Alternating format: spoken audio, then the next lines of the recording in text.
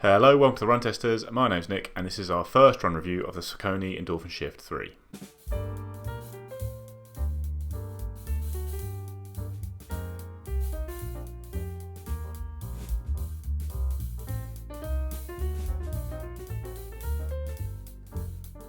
So the Shift is the third member of Saucony's Endorphin range, well, road running range anyway. You've got the Endorphin Pro carbon plate racing shoe, the Endorphin Speed nylon plated fast daily trainer all-rounder shoe, and then the Endorphin Shift, which is the max cushioned, easy day, long run shoe that complements the other two by being a protective, stable, cushioned shoe for your slower runs. It costs £140 in the UK, $150 in the US. It weighs in at 279 grams or 9.8 ounces in my UK size 9. It's got a 4mm drop with a 39mm stack height, dropping to 35 at the forefoot.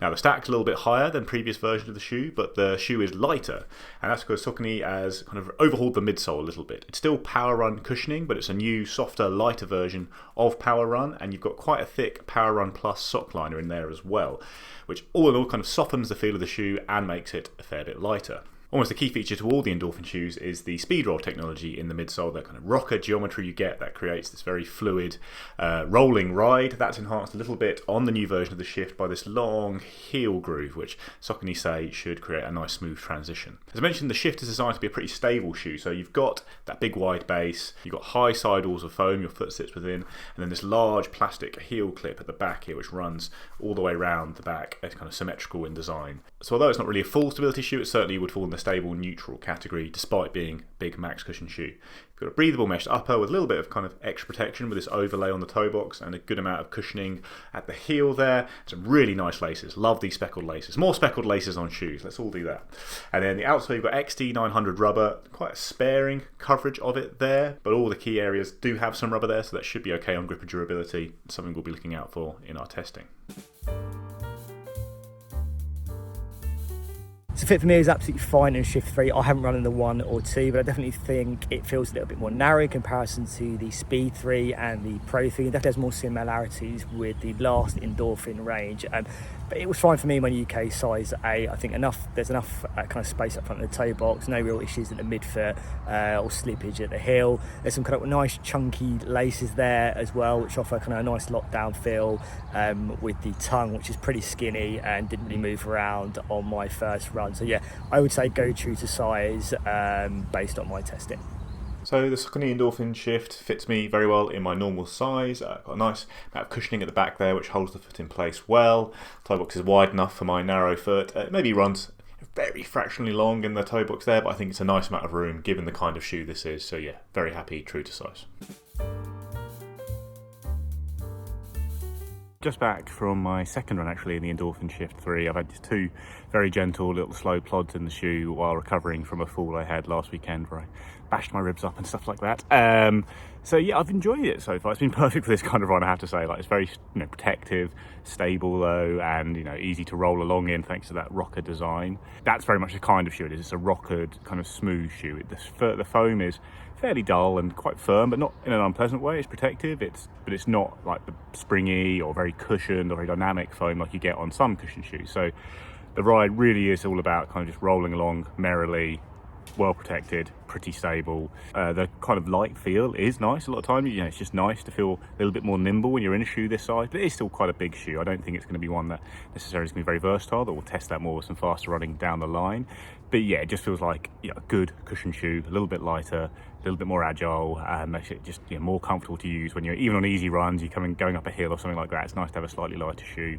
I like it, just fine so far. It's not massively wowing me. Saucony have already released two very good cushion shoes this year in the Triumph and the Tempus, and this doesn't really feel like either of them. Both of them are a bit more, I'd say, more bouncy, softer, a bit more lively. This is, I'd say, more akin to things like the Nike Infinity and Adidas Adistar, which have kind of big block of cushioning, smooth rockered ride, fairly dull ride that just absorbs the impact of the pavement but doesn't really bring a lot of life to the run. It's just protective, stable, solid, and that's what this feels like at the moment. But a lot more running to come, and I'll see how it feels after a few more runs. So I have just done 5 miles in the Shift 3, kind of an 8-minute mile pace, dropped to 7:55 in places, but pretty much 8-minute mile pace, so pretty easy going. And I would kind of classify this shoe as a kind of daily trainer that works at those kind of easier paces anyway. I think that's what it's designed for, but also giving you elements of the Pro 3 and Speed 3 shoes, so things like the Speed Roll, kind of geometry, that kind of Power Run foam, the Power Run Plus kind of sock liner insole to give it a kind of softer feeling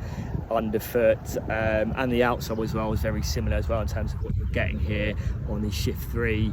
So how did it run? Well, I'd say absolutely fine. Like I haven't run in the Shift 1 or the Shift 2. What I was really looking for is how that kind of Speed Roll kind of geometry works, which works so effectively in the Speed and Pro shoes, where you want to get up on your toes and you want to run a bit quicker in it, where you've got here the kind of more, you've almost got an anti Speed Roll element here with the kind of heel clip, the chunkiness in the heel, and when you kind of get through that motion, you drop back in your heel, you feel it, you notice it, it almost creates something a bit more control, a bit more stable, which I think this is what the shoe wants to do. But it almost, you still have elements of those other shoes. You've got that kind of plush cushioning, and you do feel that here. So there's elements here in that ride. Ultimately though, you do feel that chunkiness in the heel. You do drop back down on that heel, I think, when you're in that running motion, and it's yeah. So yeah, you get kind of ample kind of plush cushioning here, the kind of cushioning we've really liked in Saucony shoes this year.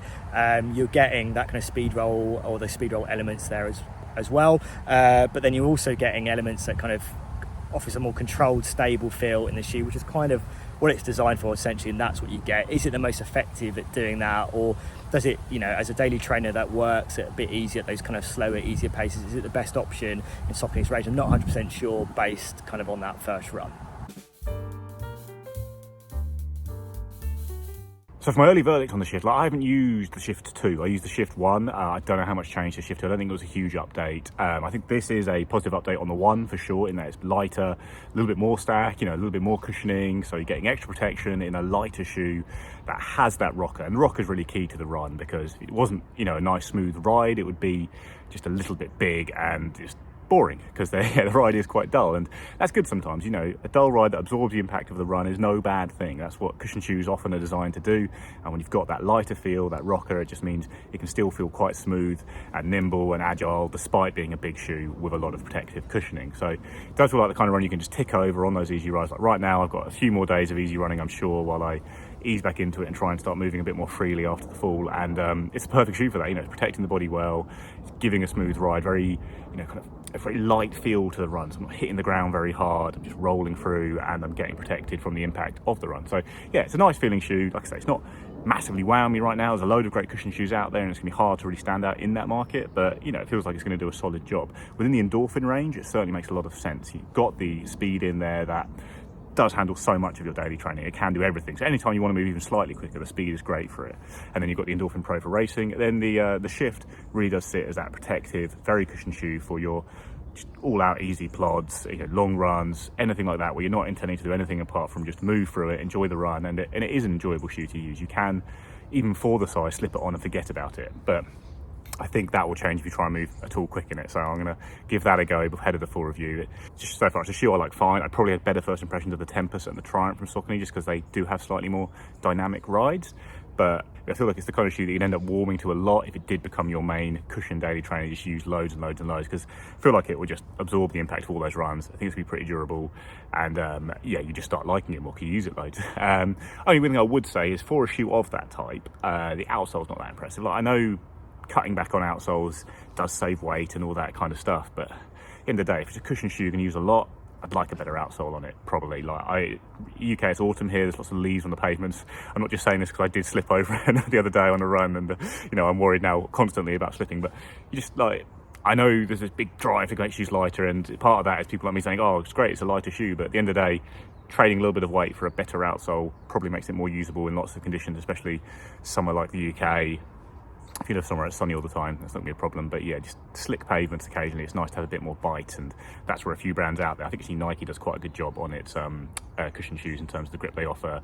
I'm thinking more of the Infinity and the Pegasus than the Invincible, and then Puma does a really good job on that front. But yeah, so far, solid enough. Wouldn't mind a slightly better outsole, and the ride is like I say, not that exciting, but does the job for the kind of shoe it is. So I think it's a decent option to have in Saucony's range, alongside slightly more lively cushion shoes like the Triumph and the Tempus. So initial verdict on the Saucony Endorphin Shift 3, and I would say as a shoe that is a daily trainer, very much targeted at going very easy, giving you elements of those other Endorphin shoes, I think it's fine. I think Saucony almost have a lot of shoes around this kind of profile. I think things like the Triumph, the Guide, the Ride, Tempus are all kind of shoes that kind of fit this mold. Obviously this is offering you a little bit more structure and a bit more kind of stability control, I think, but also giving you those elements of those pricier shoes. And I think as partners to those shoes, I think there's probably better shoes in Saucony's range. I think things like the Tempus and Triumph, and I think also the Guide as well, probably offer something similar. So I don't think there's a massive amount of difference you're gaining from those shoes, of this shoe over those shoes. So I think it's been fine. Is it a shoe that's kind of blown me away in my first run? I would say probably not. And I think probably there's better shoes that fit this mold in Saucony's range as well.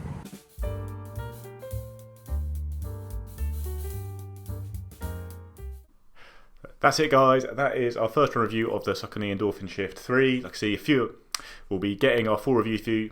We'll get our full review to you as soon as we can, along with comparisons to shoes like the Tempus and the Triumph.